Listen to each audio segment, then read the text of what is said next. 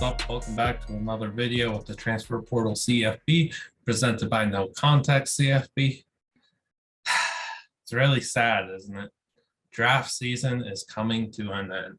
Kind of. 2023 content is out soon from us. I'll tell you right now. But for real, the 2022 NFL draft season is coming to an end. The draft is literally just a few days away. So, now is as good a time as any for me to release my top 5 players in the class. Let me know what y'all think of this. Comment yours too, and like and subscribe. That would help us tremendously as we continue to grow and try to provide you all with great and insightful content. But yeah, let's get into this. So at number 5, LSU cornerback Derek Stingley Jr. He's got a great build too at 6 foot, 190 pounds. He's going to be a 21-year-old rookie. We all know about his dominant 2019 season, a part of that LSU dream season, where he had 6 interceptions. Those are the only 6 interceptions he ended up having in his career. He also had 15 passes defended in 2019. Then the last 2 years, only played in 10 games, didn't even record an interception. What we saw was like a lack of motivation. It felt like a lack of motor, a lack of consistency, and just, motivation. And he was also dealing with injuries. So that's kind of, man, it's so unfortunate that he had these down 2020 and 2021s. But I mean, what can you do? It happens. He seemed like cautious in run support too at times, where he was kind of lazy to make a play and he would get bullied by inferior talents, which is just not him. It's just not him. And it really bothers me that he struggled in run support at times, because I think he has a really great foundation to work with in run support. I think he could be a really good run supporter in the NFL. You're looking at someone who has a elite blend of speed, size, and explosiveness. His closing speed is nasty, and he's just got excellent burst and strength that's going to help him make some really good dang tackles and blow plays up in the NFL. So I'm not really worried about the run support like other people are. I think he'll grow in that role and become better at it and show more consistency there. But now talking about what makes Derek Stingley Jr. my number 5 prospect. We're betting on that true freshman who took the college football world by storm in 2019, right? We're betting on that elite talent. He's got crazy speed, killer speed, elite burst. He's going to cover the very best wide receiver that the opposing team has to offer. If it's his buddy Jamar Chase, so be it. He's ready for the task, and he's going to compete on every single rep and show that he's worthy of standing right across from Jamar or any other top receiver in the NFL. He's going to show he's worthy of being there and competing with them rep for rep. He's got top-notch athleticism. He absolutely smothers receivers in coverage as well with his long arms and impressive play strength. I really like his sound footwork and technique too. It's very easy for him to repeat. And the brain, right? He anticipates routes so well.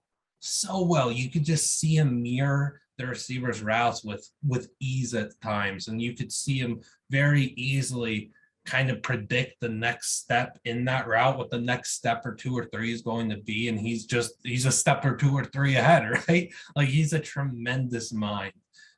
He also just has receiver-like ball skills and extraordinary body control that allow him to make jaw-dropping, amazing plays in the air. You've seen it again in 2019. Derek Stingley Jr. can play. There's reason for people to be afraid of Derek Stingley Jr. Like, I get it. The downs in 2020 and 2021 are very easy for people to be, I don't know. I don't really see it. And I get it. I'm not going to dispute it. I understand. What I will say, to protect Stingley, he battled injuries and he still showed tremendous upside, plenty, in those 2 down seasons. We're talking about a guy that in 2019, in LSU's dream season, was a national champion, was told basically after his true freshman season that he is the best player in the country. You're being told after 1 year in college where you even reach the pinnacle of the sport by winning a national championship, that you're the best player in the country. There is a complete reason for him to have a lack of motivation in the following seasons and kind of, just walk through things, right? The downs, in my opinion, I understand them, and I'm not going to fault him. Again, also battled injury, so that plays into it.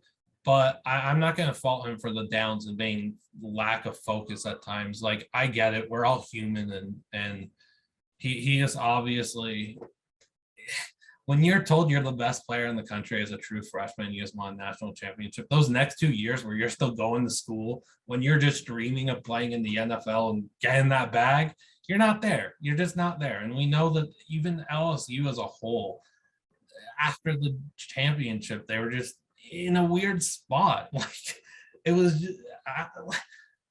a different vibe, right? I don't know. But for real, he's a clear top talent in this class. I'm really excited to see what Derek Stingley could do at the next level. I'm confident that he's going to be a star in this league. He is a tremendous talent that people really need to start taking a lot more seriously, because he's going to be a really good cornerback in the NFL. My prediction for where Derek Stingley Jr. lands in the NFL, I think the Atlanta Falcons grab him at 8. I think you're going to see AJ Terrell and Derek Stingley Jr. on the same field at cornerback. Think about that. Checking in at number 4, a receiver I love so much. It's Ohio State's Garrett Wilson. He's 6 foot, 185 pounds. He's just ready to carve up defenses like kids carve up pumpkins for Halloween. He's going to be a 22-year-old rookie. He totaled for 70 catches, 1,058 receiving yards, and 12 receiving touchdowns in his 2021 season. Look, he is smooth as butter. This dude is smooth, all caps. He is a prolific route runner with an elite release package that you could spot on any rep. He crushes defenses over the middle with the simple ability to just find the soft spots and get open. He plays with elite pace, paces himself very well, and showcases burning speed at the most ideal times. I really like the long strides that he takes as he's able to separate himself from defenders, especially after the catch. Watching him glide away from the competition, it's just a joy to watch. He's extremely sure-handed because he can do it with 1 or 2 hands, and then he's just got top-tier body control that helps. He's an unreal athlete, and it's the way that he's able to contort his body with ease and make these jaw-dropping catches in midair that leaves the viewer in awe. And then he just high points the football so well. Garrett Wilson is someone that after his freshman season at Ohio State, I said, we're looking at someone who's probably going to be a top 5 receiver in the NFL. Am I still that confident as I was after his freshman season? I wouldn't say I'm as confident as I was after his freshman season. I still think he's going to be a tremendous receiver in the NFL, and I still do see that same player that I think could be a top 5 receiver in the NFL. I do think Garrett Wilson really will be a top 5 receiver in the NFL at some point. I think he's a tremendous player. I keep saying tremendous player, though. He is the easy WR1 in this class for me. Easily. He has serious upside. Garrett Wilson is a playmaker with juice. You know what I'm talking about. Garrett Wilson just has that juice, and he's ready to go out there and shred defenses. You need to go out there and get your WR1 of the future. I don't know what team I'm talking to, but you need to go do it. And you know what? Here's my prediction. At 7, I got the Giants trading down from 7, and the Houston Texans will move up to 7 to draft Garrett Wilson. That's my prediction. You know what? The Texans will trade up to draft Garrett Wilson, but you all owe me bonus points if they trade up for 7 with the Giants to get Wilson. I'm going with that for my prediction. My number 3 prospect in the class is Evan Neal, the offensive tackle from Alabama, who is a 6'7", 337-pound beast. Look, I'm going with more of a safe play here at 3 after some real serious high upside talents at 4 and 5 that have the potential to kind of not pan out like I think, but Evan Neal is someone that I think will pan out, and he's going to be a very good player at the least. He's going to be a 22-year-old rookie. We saw him start 3 years at Alabama against the best talent in the country, the elite talent of the SEC, and he more than held his own. He was a fantastic player that was able to thrive in the SEC. He's fundamentally sound. That's going to be his best trait, just his fundamentals and his beautiful footwork and fluidity. He does that so well with his technique. You're going to see him succeed more as a pass protector than a run blocker. Here's the thing with Neal. He needs to become more tenacious in run blocking, more vicious. Go out there and punish people in the run blocking game instead of being the big friendly giant that he kind of is. Go be a more consistent finisher in the run blocking game, and holy, Evan Neal's gonna be good, man. Man, he's so good. He wins as a pass blocker with, again, those fundamentals and the great footwork, but the elite strength, the hand placement is superb, and he's got precise, accurate jabs that really pack a punch and leave an edge rusher begging for help. Evan Neal should end up being a really, really good left tackle at minimum in this league. I think he's going to be a very good player in the NFL. I really do. He's going to have a successful career. He's going to make a lot of money. And I know him and Nick Saban will see me saying this as rat poison, but nah, I mean, that's probably good. Evan Neal, don't care about what I say. Go out there and do your thing. Go destroy edge rushers and defensive linemen and have a very productive NFL career. I think this is someone that you're going to see end up becoming a really feared tackle in the NFL, a tackle that guys in high school look up to, that they want to become as good as.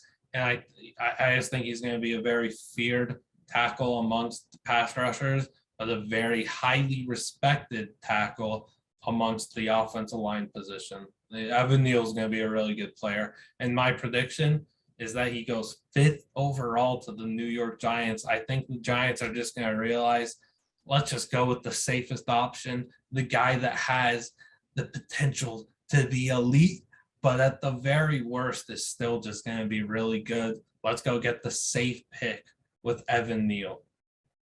All right, we're already at my number 2 player of the class, and we've got my second cornerback in the top 5. It's obviously Cincinnati's Sauce Gardner, 6'3", 190 pounds. He will also be a 22-year-old rookie. In 3 seasons at Cincy, do you want to tell me how many touchdowns he allowed? If you said 0, you're correct. He actually scored more touchdowns than the amount of touchdowns he surrendered. He had 2 pick sixes in 2019. He's a cornerback that played 3 seasons at Cincinnati in college football and was able to score more touchdowns than he surrendered. Is that not unreal? Am I just getting, like, is that not insane? Regardless, he had 3 interceptions in each season at Cincy. That's tremendous consistency. I keep saying tremendous. I don't know why. All these players are tremendous. Maybe that's why. He allowed just 6.6 yards per reception in 2021. Again, mind-blowing stuff. What about this? In 2021, the elite 2021 campaign he didn't allow a single reception over 13 yards. So do you want to talk about the best cornerback in this class? It is without a doubt Sauce Gardner. Derek Stingley Jr. is great, but he's technically 3 spots lower than Sauce. Sauce is fantastic. And you know, people will point to competition and everything, but I'll point to this. Go watch the game against Alabama. Go see him blow up Jameson Williams too. But go see how Alabama wouldn't dare test Sauce Gardner, and that tells you all you need to know about the best cornerback in the draft. He is disgusting in press. He's very physical, and he's throwing quick strikes with those jabs, and it just takes a toll on the receiver. He's a tall kid with long arms and legs. He's got some scream confidence and swagger. This is a guy that said as a rookie in the NFL, he's going to be the best corner in the NFL. That's a bold statement. Do we believe it? Probably not. Could it happen? It sure can. Why? Because when Sauce Gardner speaks, I listen. Whatever Sauce Gardner says, I believe, because he has backed up his play for 3 seasons, and there is no reason for me to not believe in this kid. I think he's going to be an amazing corner in the NFL.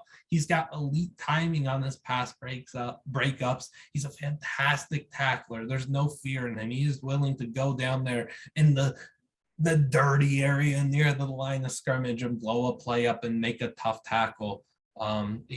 Sauce Gardner is going to be a really good player. Sauce Gardner is a speedy corner with superb physical tools. He projects as a potential lockdown CB1 in the NFL, and he's going to make a whole lot of money in this industry.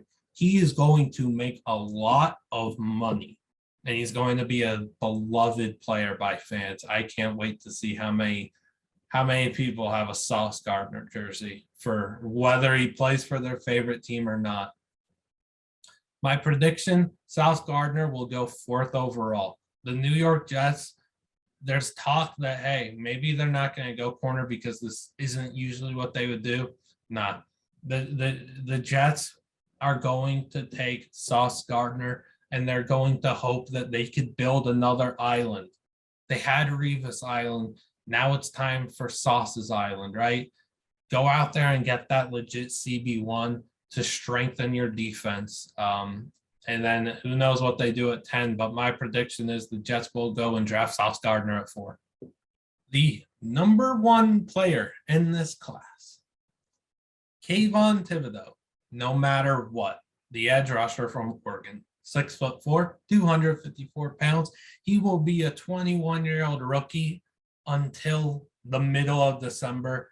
He is a young man that is ready to take the NFL by storm, and I can't wait for him to shut all of his haters up. He had 3 very productive seasons at Oregon in which he accumulated 19 sacks. Guess how many sacks he had as a freshman, a true freshman in the Pac-12? He had 9 sacks. He went out there right away and thrived. And he missed some time in his career at Oregon with injuries, and then people are going to talk, blah, blah, blah, blah, blah. He's not committed to the game. What do you want me to say to that, to those idiots? I don't have anything to say. Sorry if you're one of those people. I didn't mean you're an idiot. Sorry. I'm just passionate about Kayvon Thibodeaux because I do believe he is the best player in this class, and I have believed that for years. I've seen no reason to change it. He's a tank with clear explosiveness and ferocity, ready to blow any play up, whether as a pass rusher or a run stuffer. He's versatile. The one game I will always point to for people to watch for the first time they're watching Kayvon, the 2021 game against Cal, I believe it was on a Friday night. You go watch Kayvon be a disruptor in pass rush, run stuff, and pass coverage. I could vividly see in my brain right now when Kayvon dropped in pass coverage and made a play, I think it was inside the 10-yard line. So they were backed up on their own end zone, the Oregon defense. And Kayvon makes a stud play, I think, on the tight end in pass coverage, showing his freakish athleticism. He's got elite speed off the edge. And just, again, I have to keep saying elite with him because he is elite. Elite closing speed that will lay into a booming hit. He does need to perfect his technique and become a more consistent wing pass rusher because we really did see a drop off after that 9-sack freshman season. Oh man, he's going to rack up sacks at the next level, though. I have no doubt in my mind. I love his athleticism, as I said, but I also love his torque. I think he has really good bend. I know that's something that people actually don't think is great with him. I think it is great. And of course, he could get better at it too.